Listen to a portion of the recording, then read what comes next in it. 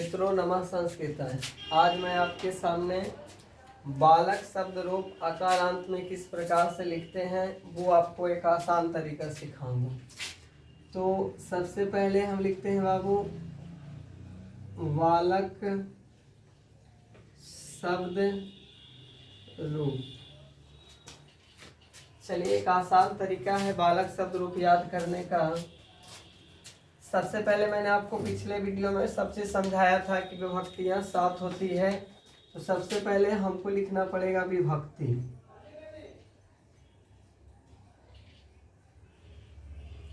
उसके बाद विभक्ति के साथ हम वचन लिखेंगे, क्या कि वचन 3 होते हैं। तो सबसे पहले एक वचन, उसके बाद हम लिखेंगे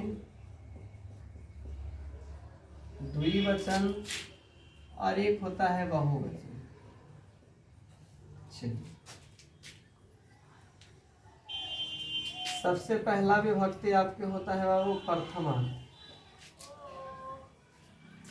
तो प्रथमा में आपके सामने आएंगे बालकः, द्विवचन में आएंगे बाबू बालकौ, और उसके बाद आता है बालकाः। चलिए उसके बाद हम चलेंगे द्वितीया।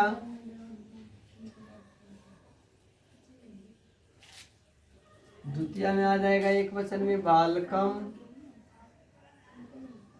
फिर बालकौ। ध्यान रखना मित्रों, ये जो ऊपर बालकौ है यहाँ पर भी बालकौ ही है।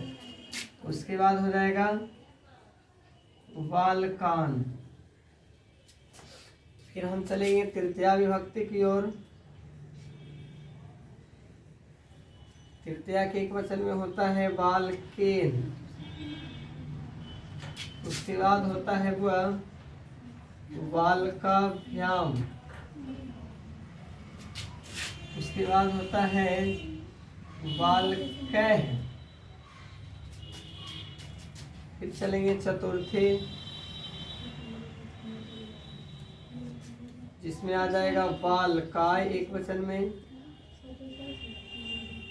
फिर आ जाएगा बालकाभ्याम, फिर हो जाएगा बालकेभ्यः। उसके बाद हम देखेंगे पंचमी। पंचमी में होता है एक वचन में बालकात्,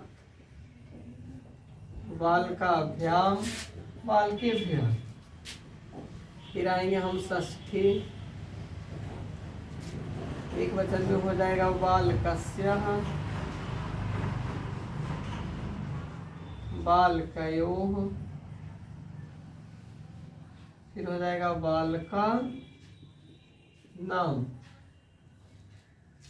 उसके बाद सप्तमी में आते हैं।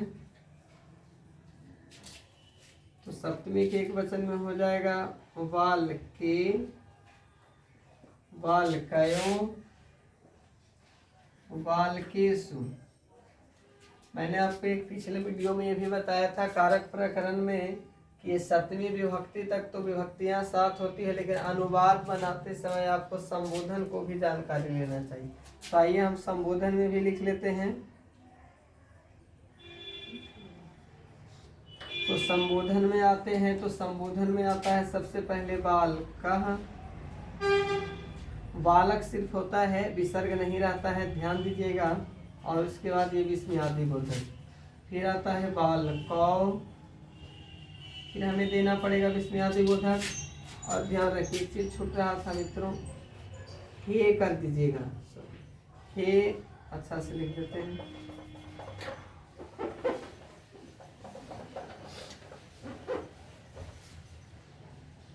हे संबोधन के लिए हे का प्रयोग किया जाता है। तो हे बालक, फिर विस्मयादि बोधक, हे बालकौ, फिर विस्मयादि बोधक, हे बालकाः, फिर विस्मयादि बोधक। तो ये था आपका बालक शब्द रूप। फिर से एक बार रिवीजन कर लेंगे। बालक शब्द रूप विभक्तियां 7 होते हैं, लेकिन संबोधन को भी रख लेते हैं। एक वचन में देखिएगा आप इस तरह से याद कर सकते हैं, प्रथमा द्वितीया तृतीया चतुर्थी पंचमी षष्ठी सप्तमी संबोधन।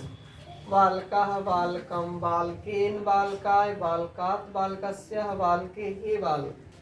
फिर हम द्वितीया में याद कर सकते हैं, बालकौ बालकौ बालकाभ्याम बालकाभ्याम बालकाभ्याम बालकयोः बालकयोः हे बाल। उसके बाद बहुवचन वाले याद कर सकते हैं, बालकाः बालकान बालकैः बालकेभ्यः बालकेभ्यः बालकानां बालकेषु और हे बालका। अगर ऐसे नहीं तो आप इस तरह से भी याद कर सकते हैं। प्रथमा में होता है बालकः बालकौ बालकाः बालकम बालकौ बालकान बालकेन बालकाभ्याम बालकैः बालकाय बालकाभ्याम बालकेभ्यः बालकात् बालकाभ्याम बालकेभ्यः बालकस्य बालकयोः बालकानां बालके बालकयोः बालकेषु हे बालक हे बालको हे बालका। याद रखिए मित्रों, इसको हम किस लिए याद करते हैं, एक दो उदाहरण देकर मैं आपको समझा देता हूँ, ताकि आपको आने वाले अनुवाद जो विभक्ति से बनाएंगे उसमें किसी भी प्रकार की परेशानियों का सामना न करना पड़े। तो देखिए आपको एक अनुवाद देता हूँ, जैसे विभक्ति से रिलेटेड, राम कलम से लिखता है। ये भी एक लकार है, ध्यान दीजिएगा कि राम लिखता है, ये आपका लकार है कि राम लिखता है। तो मैं इसको आसानी से बनाता, राम पुल्लिंग है तो बस पुल्लिंग रहे तो विसर्ग यानी छेड़ देना है, कलम से छोड़ दो अभी। अब लिख धातु में लगाते हैं लिख, और राम प्रथम पुरुष के एक वचन में है तो ती, लिखती। बस ध्यान देना है। अब आया कलम से, साथ के लिए, से साथ के लिए प्रयोग किया। और मैंने पिछले वीडियो में आपको करक का चिन्ह भी लिखाया था, कर्ता ने कर्म को करण से, देखिए साथ के लिए से, क्यों, तब देखिए बाबू से है और कलम को हम कलम लिखेंगे, लेकिन इसमें कुछ और विभक्तियां कैसे लाते हैं, कलम से, कलम नपुंसकलिंग है, लेकिन याद रखिए प्रथम पुरुष यानी प्रथमा और द्वितीया को छोड़कर अगर हम फलम भी लिखाएंगे आगे तो देखिएगा पूरी तरह से बालक पर मिलता है। इस चलते बालक को याद कर लीजिएगा, फलम भी याद हो जाएगा। तो कलम लिख रहे हैं तो देखिएगा तृतीया मैंने बोला और कलम एक है तो एक वचन में देखिए बालकेन। अगर बालक को हम हटा कर रखते हैं बाबू तो वो आकार और न बचता है, जिसमें एक आकार और न, तो बताइए कलमेन हो गया, रामा कलमेन लिखते। इस प्रकार से आपका स्पष्ट, आपको मैं एक मतलब जो ये बालक शब्द है बहुत उपयोगी है, ये चलते आपको ध्यान में बनाते बनाते याद हो जाएगा। आसान तरीका, जब मैं आपको ये बताऊंगा तो आपको ये क्लियर हो जाएगा। लेकिन ये भी अपना फर्ज है कि हमेशा इसको याद कर लें तो बहुत बढ़िया। So thank you.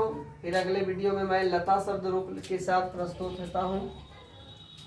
आज के लिए इतना ही, इसको रिवीजन कर लीजिएगा। और मैंने एक अनुवाद भी आपको जरिए समझाया है कि इस प्रकार से आपके परीक्षा में अनुवाद देते हैं। हो सकता है आप कवियों में कालिदास श्रेष्ठ हैं, नदियों में नदी गंगा पवित्र है, बहुत सारे अनुवाद आपको परीक्षा में देते हैं। तुम्हारा नाम क्या है, 3 लड़कियां आपस में खेलती है, इस प्रकार से बहुत सारे अनुवाद इस पर आपको बनता चला जाएगा। इसको याद कर लीजिएगा। सो धन्यवाद, है ना।